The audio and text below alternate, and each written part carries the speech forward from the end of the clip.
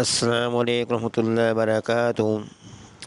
میں دوستو آج میں خدمت میں ایک ایسا عمل لے کر آیا ہوں کہ جس شخص پر جادو کے اثرات ہو جاتے ہوں، جادو کی وجہ سے وہ پریشان رہتا ہو، تو دوستوں سے محفوظ رہنے کے لیے ایک عمل لے کر آیا ہوں۔ یہ ایسا عمل ہے کہ اس عمل سے ایک تو شخص شیطان کے شر سے محفوظ رہتا ہے اور جادوگروں کے نقصان سے محفوظ رہتا ہے۔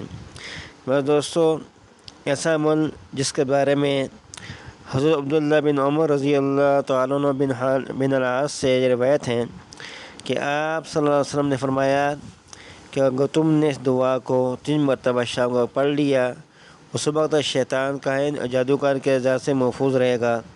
میرے دوستو یہ ایسی دعا ہے، اس کو پڑھنے کا معمول بنائیں۔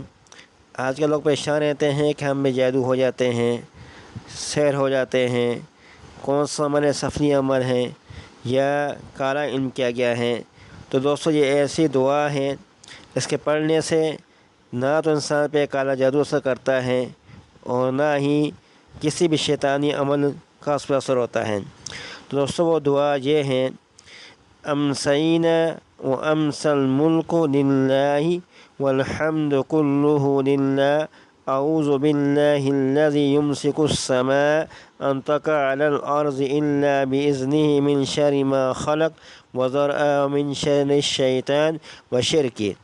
یہ دعا دوستو، یہ دعا دوبارہ سنیں: امسینا وامسی الملک للہ والحمد کلہ للہ اعوذ باللہ الذی یمسک السماء ان تقع علی الارض الا باذنہ من شر ما خلق وذرأ من شر الشیطان وشرکہ۔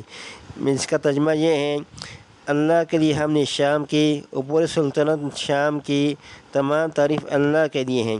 پناہ لیتا ہوں اللہ کی جس نے آسمان کو روکے رکھا اور وہ زمین پر گرے، مگر اس کی اجازت سے مخلوق کی برائی سے اور پھیلی ہے اور شیطان کے شر اور اس کے شرک سے۔ میرے دوستو یہ دعا ہے، اس کو پڑھنے کا معمول بنائیں۔ آپ جب اس دعا کو معمول بنائیں گے تو آپ پہ کسی قسم کا جادو اثر نہیں کرے گا۔ میرے دوستو آج ہم پہ ساتھ کیوں ہوتے ہیں؟ ایک تو لوگ نماز نہیں پڑھتے، دوسرا یہ ہے کہ وہ شخص بے وضو نہیں رہتا۔ تو اسی وجہ سے میرے دوستو ہم نے وہ دعائیں چھوڑ دی ہیں جو آقا دو جہاں صلی اللہ علیہ وسلم نے بتلائی ہیں۔ ان دعا کو پڑھنے کا معمول بنائیں تو آپ دیکھیں گے نہ آپ پہ کوئی جادو اثر کرے گا، نہ سفلی عمل، نہ کالا جادو، اور شیطان کے شروں سے آپ محفوظ رہیں گے۔ تو دوستو یہ تھا ایک چھوٹا سا عمل۔ آخر میں آپ لوگوں سے کہتے ہیں کہ ہمارے چینل کو سبسکرائب کریں، لوگوں کے بٹن کو دبائیں تاکہ ہر آنے والی ویڈیو تک پہنچ سکیں۔ والسلام علیکم ورحمۃ اللہ وبرکاتہ۔